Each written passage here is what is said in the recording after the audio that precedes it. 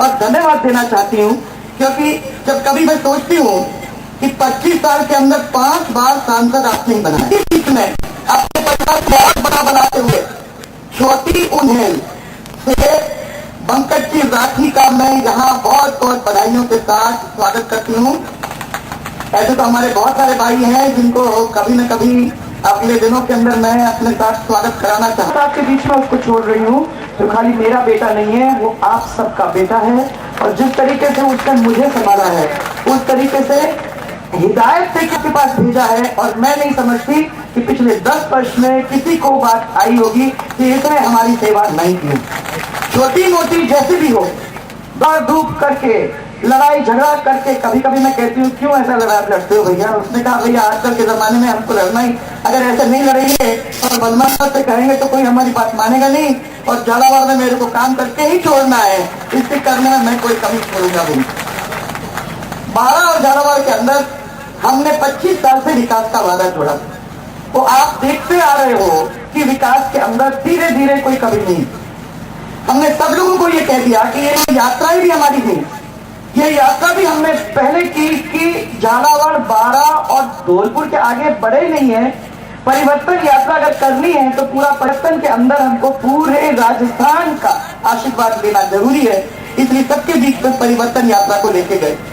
अभी कुछ दिन पहले, 1 साल पहले, हम लोगों ने स्वराज संकल्प यात्रा निकाली। उस स्वराज संकल्प यात्रा के अंदर एक दफा फिर से देखने को मिला कि 60-65 साल निकलने के बाद भी आज आदमी उसकी मूलभूत सुविधाएं के लिए रो रहा है। एक छत्र राज हम लोगों ने दिया इस कांग्रेस को, एक छत्र राज रहने के बाद भी, 60 साल निकलने के बाद भी आज ना रोड है, ना बिजली है, ना पानी है, ना रोजगार है, ना डॉक्टर्स है, ना टीचर्स है। और हालत ऐसी है कि सब दूर जहां भी हम गए वहां लोग ने रो रो के शिकायतें की। मैंने याद दिलाया सबको कि अगर 10 साल के अंदर मध्य प्रदेश और छत्तीसगढ़ बदल सकता है, अगर 5 से 15 साल के अंदर गुजरात बदल सकता है, तो फिर हमारा राजस्थान 60 साल के अंदर क्यों नहीं बदला? इसका जवाब उन लोगों को देना चाहिए जिसको जनता ने पूरा पूरा अपना विश्वास दिया, कभी कमी नहीं छोड़ी। ऐसा विश्वास आप लोगों ने अगर किसी और को दिया होता तो मैं ये मानती हूं कि आप लोगों को आज ऐसे बैठने की जरूरत ही नहीं होती। मैं आप सबको ये विश्वास दिलाना चाहती हूँ कि 163 वोट जब दिए आपने, 200 में से 163 जब दिए, तो इतना ज्यादा भार हमारे कंधे के ऊपर डाल दिया कि आप तो समझ ही सकते हो। क्योंकि आपने देखा है, तो पूरे राजस्थान को मैंने समझाया कि पहले दिन से लेके हम लोगों ने काम करना शुरू किया। मेरे से अखबार वालों ने पूछा, बहुत सारे लोगों ने पूछा कि आपके मंत्री क्षेत्र में वापस नहीं गए, आप अपने क्षेत्र में वापस नहीं गए, ये गुलाल और जो आतिशबाजी का काम चलता है उसके बाद वो एक भी नहीं हुआ, और आप लोग कुछ बोले नहीं, सीधे जाके सचिवालय में बैठ के 10-10 घंटे काम क्यों कर रहे हैं? मैंने कहा जो समीक्षा हम लोगों ने की उसको 2 महीने लग गए। उस समीक्षा के अंदर जो हमने पाया उससे हमें इतनी चिंता हुई कि मैंने मंत्रियों को हिदायत दे दी कि भाई इस क्षेत्र को छोड़ के कोई नहीं जाएगा, पहले इन समीक्षाओं को पूरा करिए, और ये समीक्षा को पूरा करने के बाद ही आप अपने क्षेत्र के अंदर जा सकते हो, उसके पहले नहीं। अभी आप ये बैठे हुए हैं, आप लोग सबको मालूम है, 14,000 किलोमीटर पार करने के बाद, सर्दी गर्मी उसमें सब में घूमने के बाद, आपकी नब्ज के ऊपर हाथ रखने के बाद, मुझे मालूम है कि राजस्थान की जनता, राजस्थान की युवा, राजस्थान की महिला ने यह कहा कि किसी भी तरीके से हमारा विकास करो। अब हम तंग आ गए हैं, दुनिया आगे बढ़ गई है, टेलीविजन के ऊपर हम सब देखते हैं कि कहां से कहां कौन सी दुनिया चली गई है, और हम पिछड़े के पिछड़े गड्ढे में पड़े हुए हैं। हमारा हाथ कोई पकड़े और हमको आगे बढ़ाने का कोई काम करे तो हम फिर कुछ कह सकेंगे। राजस्थान में इतना हुनर है, हमारे हाथों में इतनी शक्ति और ताकत है, हम क्यों पीछे रहें? हमको कोई सिखा दे, हमको कोई आगे बढ़ा दे, और फिर हमको किसी की जरूरत नहीं होगी, हम आगे जाके अपना काम खुद करेंगे। मैं आप सबको विश्वास दिलाना चाहती हूँ, अभी आपने कितने 3 महीने निकल गए, जिसमें से 2 महीने के 2.5 महीने के अंदर हम लोगों ने लगातार काम करके बहुत सारे काम किए। मैंने सब लोगों को ये बता दिया कि सबसे पहले जनता को ये मालूम होना चाहिए कि सरकार आपके द्वार नहीं, वाकई में सरकार आपके द्वार जाएगी। और इसलिए भरतपुर संभाग को पहले लेते हुए हम लोगों ने चारों डिस्ट्रिक्ट के अंदर 11 दिन का सघन दौरा किया। तो मेरे अफसर लोगों ने मेरे से पूछा कि ये काहे को कर रहे हो आप, ये अननेसेसरी जनता के सामने जाने का काम और ये सब तो यहीं बैठ के कर सकते हैं। मैंने कहा नहीं, ये 60 साल हो गए हम नहीं कर पाए यहाँ बैठ के, क्या गलती हो रही है, जाके देखे तो सही अपन। हम लोग गए गांव के अंदर, 10 दिन हम लोग गांव में रहे और उन अफसरों ने, जिन अफसरों ने मजाक किया था, वो आए मेरे पास वापस और उन्होंने कहा कि हमारे आंखों से पट्टी उतर गई है, हम शर्मिंदा हैं कि इसको देखने को मिला। जमीन आसमान का अंतर है। मैं 1985 में जब मेरी शादी हुई थी और मैं पहली दफा धौलपुर के अंदर गई थी, तो धौलपुर के बीहड़ के अंदर जो स्थिति थी उसमें और आज में फर्क नहीं। 60-65 साल निकल गए, अब वो लोग इस करीबी में उसी तरीके से, और मैं मानती हूँ कि सब लोगों ने देखा कि बिजली के पोल वैसे ही बिना तार के खड़े, खेचू माने हैंडपंप जो है वो हैंडपंप नहीं चल रहे, पानी की व्यवस्था नहीं, टीचर नहीं, डॉक्टर नहीं। और मैं आपको बताना चाहती हूँ कि हम लोगों ने उसका जायजा किया तो मालूम पड़ा कि ये धीरेपन की वजह से जो गैप आ गया है, वो गैप को भरने में ही हमको प्रॉब्लम हो रही। कैसे भाइयों, आप मेरे को पूछोगे कि 9000 डॉक्टर्स की कमी है। हर साल जितना भी हम कोशिश कर रहे हैं 700 750 से ज्यादा भर्तियां होती ही नहीं है, मैंने बैठता ही नहीं है पढ़ाई में। अगर मैंने वो पूरे के पूरे भी ले लिए, 750 के 750 मैंने ले लिए, तो मैं 15 साल में 9000 डॉक्टर्स को भर पाऊंगी। सोचो आप, इतनी शर्म की बात है। मैं देखते ही रह गई। मैंने कहा कि अगर ये कोई भी किसी ने बैठ के इसके बारे में कुछ सोचा है कि नहीं सोचा है। पहले हम लोगों को राजस्थान को कर्ज मुक्त करना है। अरे भाइयों, मैं तो अभी इसलिए आपके पास लेके आई, मैं तो आपको बताना चाहूंगी। और इसी वजह से सबसे पहले मैंने अपने सुरक्षा कर्मियों को कम किया, मैंने अपनी गाड़ियों को कम किया। मैंने कहा ये सब लोगों को बता दें, मंत्रियों ने भी कम किया।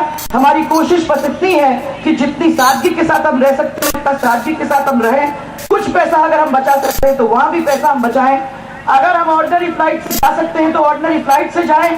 अगर हमको जरूरत पड़ती है हेलीकॉप्टर की, यहाँ से जाके बीकानेर एक दिन में जाके वापस आना है, तभी उसको इस्तेमाल करने की जरूरत हो, नहीं तो हमें करना नहीं। तो सादगी लाने का काम हम लोगों ने उसमें किया। 24 घंटे बिजली मैंने अभी पता करवाया, तो मैं तो समझती हूँ कि झालावाड़ के अंदर 70%, मैंने कहा पूरे राजस्थान में, खाली झालावाड़ में नहीं, झालावाड़ तो उसके ऊपर ही होगा, परंतु 70% पूरे राजस्थान के अंदर उन्होंने मेरे को वादा किया कि हम लोगों ने 24 घंटे बिजली देना शुरू कर दिया। यही मेरे को उन्होंने कहा कि किसानों को 7 घंटे बिजली अब मिलने लगी है। यही मेरे को ये कहा कि 72 घंटे में ट्रांसफार्मर बदलने का हम लोगों ने काम किया। और वीसीआर के जो नोट हैं वो बांटना भी हम लोगों ने शुरू कर दिया। अब धीरे धीरे आप लोग सबके बीच में आ जाएगा, जहां गलती हुई है उसको वीसीआर का नोट मिलेगा और उसके बिल के अगेंस्ट उसको हम सेटल करेंगे। ये हम लोगों ने एक दफा तय किया है। इसके साथ साथ नदियों को जोड़ना और पेयजल का काम हम लोगों ने पायलट प्रोजेक्ट के हिसाब से एक काम हमने चालू अभी करवा दिया। मैं समझती हूँ कि बरसात के पहले अगर वो तैयार हो जाता है, उससे पानी भर जाता है, तो ये हमारे लिए एक पायलट प्रोजेक्ट के रूप में साबित करेगा कि हम अगर अपने नदियों को जोड़ देंगे, नहरों को जोड़ देंगे, तो क्या हम अपने पूरे क्षेत्र के अंदर पानी ऐसे भी जगह में पहुंचा पाएंगे जहां बिल्कुल ही पानी नहीं। मुझे लगता है कि हम कर सकते हैं। इसीलिए कोशिश हमारी ये है कि ये इस बार की जो बरसात है वो हम मिस ना करें। पर काश हमारी मुसीबत ये हो गई है कि इसी बीच में आपके 2 महीने इस इलेक्शन के अंदर खराब हो रहे हैं। ये 2 महीने हमारे लिए पानी के लिए तो बहुत ज्यादा जरूरी है। अब भगवान की दया होगी, अब उसको मैनेज कर लेंगे। मैं आपको ये और एक विश्वास दिलाना चाहती हूँ, देखो हम जो वादा करते हैं उसको पूरा ही करते हैं। आपको याद होगा कि ओलावृष्टि के जो पैसे थे, वो ओलावृष्टि के पैसे पिछले खरीफ के जो दूसरी सरकार के थे वो हमने अपने टाइम में दिया है। उन्होंने नहीं दिया, अपने टाइम में नहीं दिया है, हमने दिया। और इसमें झालावाड़ 12 और मौसम बीमा को जुड़ा के करीबन 124 करोड़ माने 125 करोड़ रुपया हम लोगों ने सब लोगों के बीच में बांटने का काम दोनों डिस्ट्रिक्ट के अंदर करा है। वो उनका काम हम लोगों ने किया। अब 2 महीने निकल गए, मुझे लगता है कि पिछले महीने में थी 12 के अंदर 26 तारीख को थी, 26 तारीख को थी, 27 तारीख को ओलावृष्टि हुई, 28 तारीख को सबने पूछा कहाँ है हमारे पैसे। मैंने कहा अभी लाती हूँ कांग्रेस की सरकार। फिर कोई पूछेगा ही नहीं कि अभी कहाँ से आएगा मेरा पैसा। अभी 2 महीने निकल गए हैं, 4 महीने पैसे नहीं आए। एकदम से बहुत सारे लोग जो कांग्रेस के टाइम में गायब हो गए थे, निकल के हमसे पूछ रहे हैं कि हमारा मुआवजा कहाँ है, हमको कोऑपरेटिव का लोन अब आगे करो। अरे ये सब काम हमारे नहीं है क्या ध्यान में? बोलो। अभी हमारा बिजली का बिल कहाँ है, ये सब चीजें मेरे ध्यान में हैं। आपको उसकी चिंता क्यों कर रहे हो भाई? आप उसकी चिंता मत करो, जब समय पे आपको नहीं मिल रहा तब मेरे को बताना। और 6 महीने से आगे जाऊंगी भी नहीं मैं। पिछली सरकार ने तो 6-8 महीने लगा लिए, उसके पहले तो इतना टाइम मैं लगाऊंगी भी नहीं।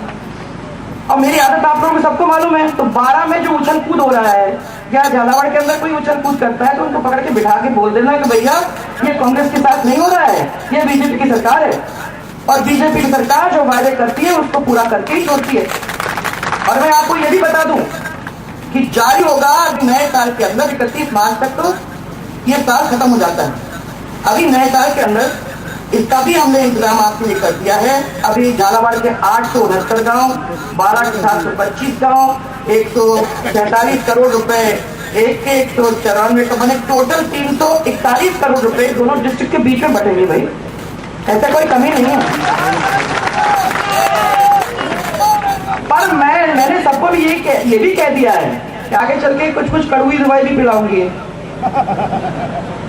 क्योंकि हम लोगों को ये तय करना है कि क्या हम लोग अशोक गहलोत जैसे बैठे हैं, पिछली कांग्रेस सरकार जैसे कोई काम नहीं करें, वो भी हो सकता है, या क्या आप चाहते हो कि हमारे भविष्य के लिए, हमारे बच्चों के भविष्य के लिए हम वो कदम उठाएं जिससे आगे चले राजस्थान अपने पैरों पे खड़ा हो जाए? क्या चाहोगे? क्या चाहोगे? राजस्थान आगे जाके अपने कदम पे पैरों पे खड़े हो जाए ना। तो कभी कभी ऐसी भी बात होगी, मेरे को धरना नहीं देखना है, सड़क पे खड़े हो गए, विश्वास करोगे तो पूरा विश्वास। और विश्वास में मैं अभी तक आपकी खरी उतरी हूं, मैंने अभी आपको कभी झूठ नहीं बोला। सारी देनदारी थी, मैंने आपके पूरे स्टेट की जो देनदारी थी वो 1,01,182 करोड़ रुपए थी। 5 वर्ष के अंदर, सिर्फ 5 वर्ष के अंदर 1,26,973 करोड़ रुपया ये देनदारी है। अगर दोनों को जोड़ दो तो इस पिछली सरकार की वजह से आज 2,26,000 से ज्यादा हम लोगों के ऊपर देनदारी हो गई है। जिसका मतलब यह है कि जो यहाँ बैठे हैं और घर में बच्चे जो बैठे हुए हैं उनके सबके ऊपर 30,000 रुपए का कर्जा है आज। और सरकार दिल्ली के अंदर क्या हुआ? अटल बिहारी वाजपेयी जी के एनडीए के सरकार के समय 2003-4 के अंदर भारत की टोटल देनदारी थी 17,69,764 करोड़ रुपया। 10 वर्ष के अंदर 2013-14 के अंदर जो देनदारी हो गई है वो है 56 लाख करोड़। कितना? बिठा लो अपने दिमाग में, 17 से लेके 56 लाख करोड़, 56,51,484 करोड़ ये आज की देनदारी है। और इसका मतलब यह है कि सेंट्रल गवर्नमेंट की ओर से 45,000 रुपया का कर्जा सबके ऊपर है। तो हमारे 30,000 और 45,000, 75,000 करोड़ रुपया आप सबके एक किसी के ऊपर कर्जा है। अब हम कह रहे हैं कि इस चीज को अगर हमको हटाना है, अगर इस चीज को हमको पूरा करना है तो फिर हम लोगों को मिलके काम करना है। ये हमारी तरफ मत देखना, ये पूरा परिवार का काम है। और मेरे से फिर झगड़ा मत करना, हम लोग को मिलके करना है। ये 30,000 करोड़, 30,000 रुपया तो हमारे सिर का ये तो उतार दें। 45,000 का तो मैं कुछ नहीं कह सकती, बट 30,000 को तो अपन उठाने का काम करें। हम सब ने कह दिया कि मेहनत करने में हम पीछे नहीं हटेंगे, परंतु आपका प्यार इधर उधर नहीं होना चाहिए। आपका प्यार हमारे साथ रहे। 36 के 36 कौम ये माने कि ये हमारी है, ये सरकार हमारी है और ये सरकार हमको छोड़ेगी नहीं, हमारे इज्जत और स्वाभिमान को बनाए रखेगी और राजस्थान को आगे ले जाने का काम करेगी। क्या इतना विश्वास करोगे? आपने इतने दिन तक किया है, 25 साल आपने किया है। अब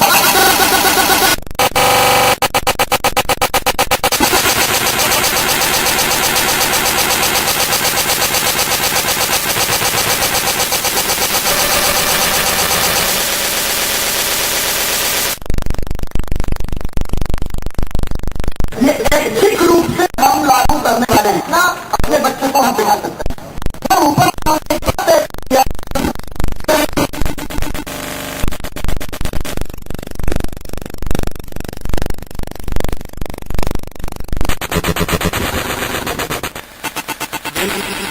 बहुत बेचैन होने के ग्राहकों को और और मैंने ये भी कह दिया है कि झालावाड़ के अंदर वो इजरायली वाले आए थे, वो भी देख के गए, सभी को देख के गए, और उनके हम लोग कुछ अच्छा काम कृषि के अंदर यहाँ कर सकेंगे कि यहाँ इस क्षेत्र के लोग, बाड़ा झालावाड़ के लोग उसका फायदा उठा सकें।